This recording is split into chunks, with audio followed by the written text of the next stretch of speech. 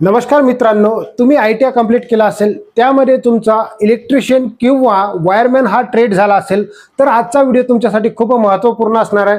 बघा काय आजचा व्हिडिओमध्ये महत्त्वपूर्ण महावितरण विभागाच्या अप्रेंटिस पदाच्या जागा निघालेल्या आहे नांदेड मंडळामध्ये आणि 200 पदांकरता ही भरती होणार आहे।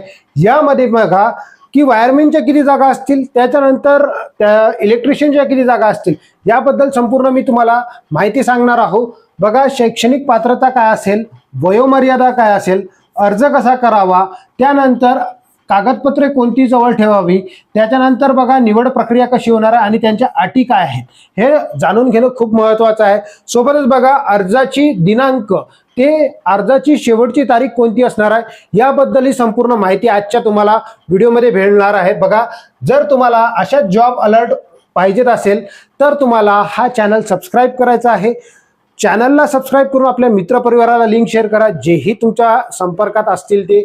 बघा त्याच्यानंतर तुम्हाला याची PDF पाहिजे असेल तर या व्हिडिओच्या डिस्क्रिप्शन बॉक्समध्ये तुम्हाला PDF पाहायला मिळणार।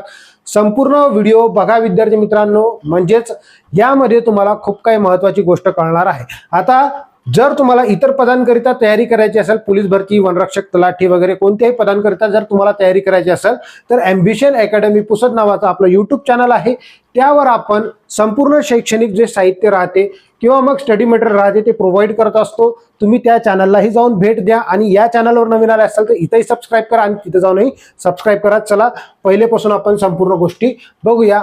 महावितरण अप्रेंटिस पदांची करिता बघा 2026च्या पदांकरिता नांदेडमध्ये एकूण 200 पदांकरिता ही भरती होणार आहे। जागा आणि पदाचे नाव मी तुम्हाला सांगतो। वीज तंत्री म्हणजेच त्याला आपण काय म्हणतो इलेक्ट्रिशियन 100 जागा असणार।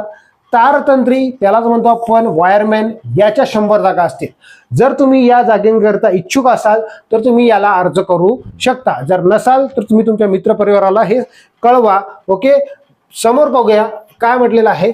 तर इथं शैक्षणिक पात्रता म्हणजे एलिजिबिलिटी पाहूया आपण काय आहे। तर उमेदवाराने खालील अटी पूर्ण केलेल्या असाव्या। आता कोणत्या त्या अटी आहेत हे जाणून घ्या, खूप महत्त्वपूर्ण आहे। शालेय शिक्षण काय असलं पाहिजे तुमचं, तर 10वी किंवा SSC ज्याला आपण म्हणत असतो ती परीक्षा पास पाहिजे किंवा मग तत्सम परीक्षा उत्तीर्ण पाहिजे त्याच्या ग्रेडमधली। ओके, बघा ITI तुमचं झालं पाहिजे NCVT अंतर्गत मान्यताप्राप्त संस्थेतून। वीज तंत्री म्हणजेच इलेक्ट्रिशियन आपण त्याला म्हणतो, तारतंत्री म्हणजे वायरमॅन आपण त्याला म्हणत असतो, हे उत्तीर्ण असणं आवश्यक आहे। त्याचे गुणपत्रिका किंवा मग त्याचे प्रमाणपत्र जर तुमच्याजवळ असतील तर ते तुम्हाला अपलोड करावे लागतात। कसे अपलोड करावे, कुठे अपलोड करावे याबद्दलही संपूर्ण सांगणार। सर्वप्रथम हे समजून घ्या की वयोमर्यादा म्हणजेच एज लिमिट काय आहे, कोण याच्यासाठी कॅपेबल असणार। बघा किमान वय 18 वर्ष तुमचं कंप्लीट असायला पाहिजे। कोणताही फॉर्म भरत असताना जनरली आता 18 वर्ष आहे, समजून घ्या। कमाल वय याच्यामध्ये दिलेलं आहे 30, पण तुम्ही जर राखीव गटात मोडत असाल, मागासवर्गीय गटात मोडत असाल तर तुम्हाला यामध्ये 5 वर्ष सूट मिळणार आहे। किती वर्ष, तर 5 वर्ष सूट मिळणार आहे, म्हणजेच तुम्ही 35 वर्षापर्यंत फॉर्म भरू शकता। अर्ज भरण्यास सुरुवात कधीपासून झालेली आहे, तर 26 मे, एप्रिल नाही, इथं एप्रिल टाईप झालं, 26 मे 2026 पासून सुरू झालेली आहे आणि अर्ज करण्याची शेवटची दिनांक जी आहे 4 जून 2026 आहे।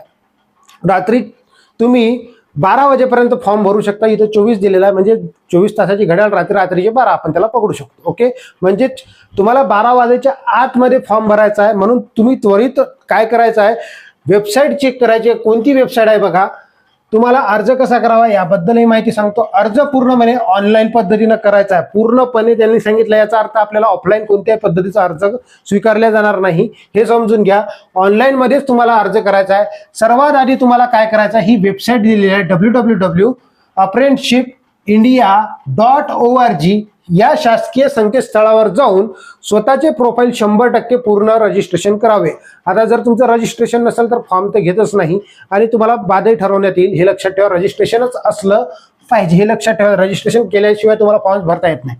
त्यानंतर बघा त्याच पोर्टलवर आस्थापनेचा कोड बघा, इस्टॅब्लिशमेंट कोड हे जे दिलेलं आहे, हे कोडही तुम्हाला डिस्क्रिप्शन बॉक्समध्ये पाहायला मिळणार, तिथं जाऊन तुम्ही ते कोड टाकू शकता। वर जाऊन ऑनलाईन अर्ज सादर करावा। ओके, व आता या वेबसाईटवर जाऊन तुम्हाला हा अर्ज सादर करायचा आहे।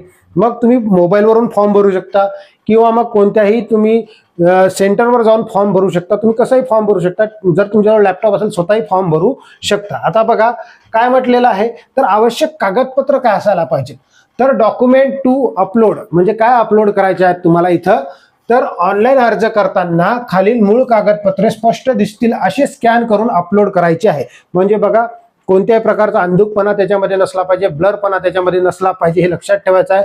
स्पष्ट तुम्हाला काय करायचे आहे, तर हे कागदपत्र अपलोड करायचे आहे.